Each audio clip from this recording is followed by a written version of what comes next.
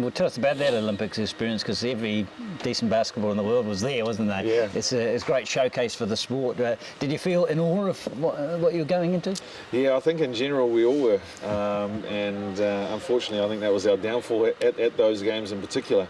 It was such a big event. It was the first time for a New Zealand basketball team. It was, it was the Olympics, and until you get to experience it, you don't really know what that actually means. It's quite a unimaginable, huge experience, and like I say, I think we were all overawed about the whole experience. Getting into the village and being around some of your idols in terms of other athletes and other sporting codes and things like that, New Zealanders and from across the world.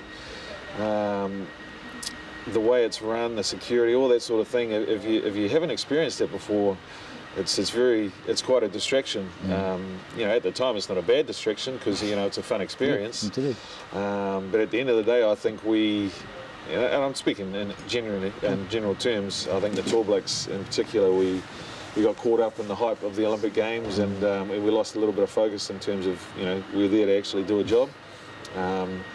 But having said that, having gone through that experience, I think the next time we came around in Athens, I think we were much better prepared for it.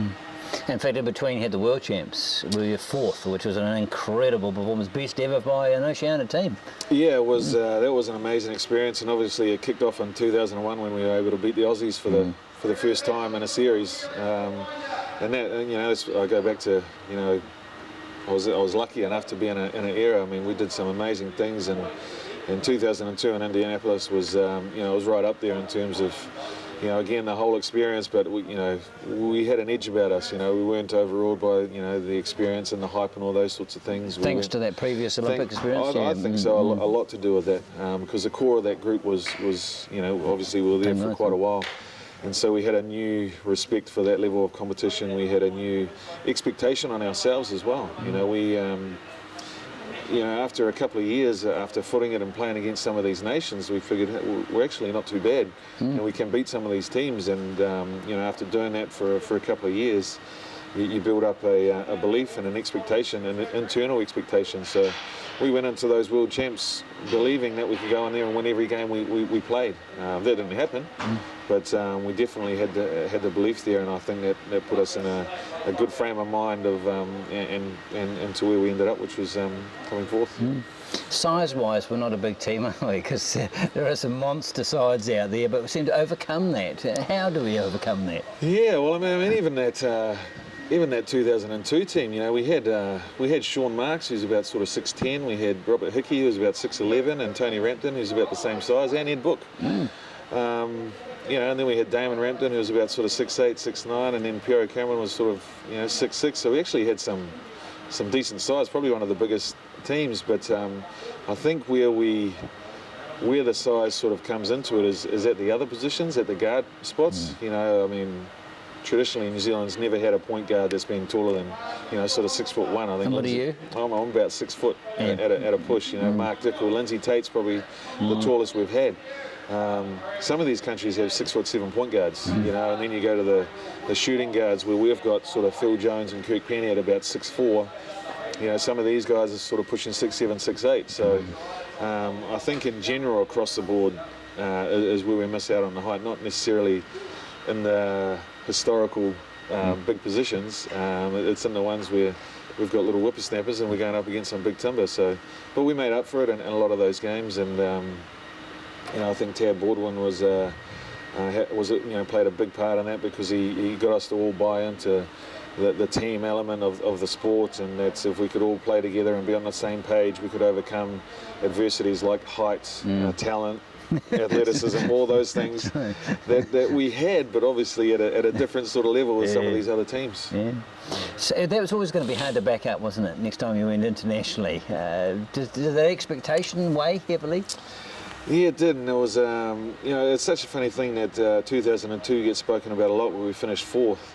But, you speak to any of the coaching staff, anyone that was a part of the team at Athens, where we didn't get through the top 8, we were playing much better basketball. The style we were playing, the level of individual play that had risen was well above 2002. We just didn't get the results. You know, we lost to Spain by 2 or 3 points. We lost to Italy by the same margin, Argentina by the same margin. This is in our pool play where you play 5 games. They're high-ranked teams too. High-ranked teams. Yeah. We beat Serbia, who were the 2002 world champs. We beat them in our pool play, and the one that probably killed us the most was losing to China in our pool play. It was probably our worst game of the tournament, and because we didn't get the results that we had in 2002, it was sort of looked at as maybe not a very productive tournament or event for us. But in actual fact, we played bloody well. We just didn't play well enough to beat some of those. They're world-class teams. Those teams there are, the best. Some of the best in the world. And like I said, we just couldn't get across the line in those matches. And because of that, we ended up playing for 11th and 12th or whatever it was, or 9th and 10th against Australia in our last game. That's still a career, as you say, against a great era in New Zealand basketball, which you've made a contribution, by the way, and that's why it was a great era.